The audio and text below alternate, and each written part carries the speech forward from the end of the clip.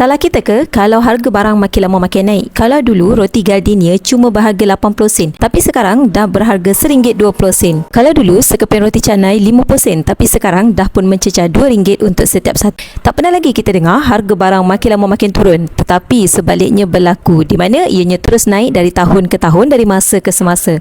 Sebenarnya senarai ini tak akan pernah habis dan ianya akan berterusan untuk tahun-tahun yang akan datang. Puan-puan, inilah yang dinamakan sebagai kesan inflasi.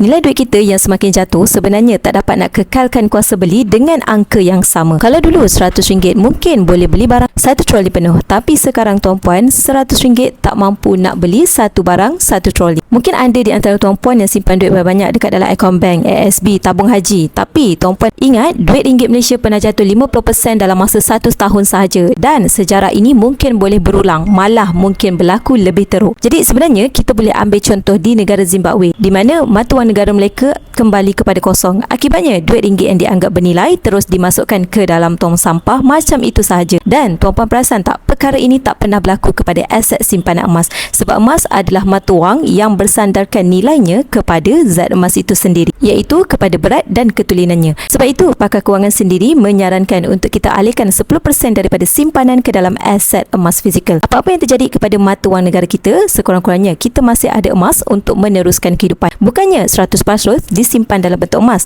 dan bukan juga 100% disimpan dalam bentuk duit. Cukup 10% sahaja untuk meneruskan kehidupan tuan-puan. Jadi bagi tuan-puan yang nak mulakan simpanan emas bersama dengan Public Gold, nak saya bimbing dalam simpanan emas, tuan-puan boleh terus klik link di bio ataupun terus tunjuk pin di video TikTok saya cara untuk bermula. Saya akan guide tuan-puan dalam simpanan emas bersama dengan Public Gold.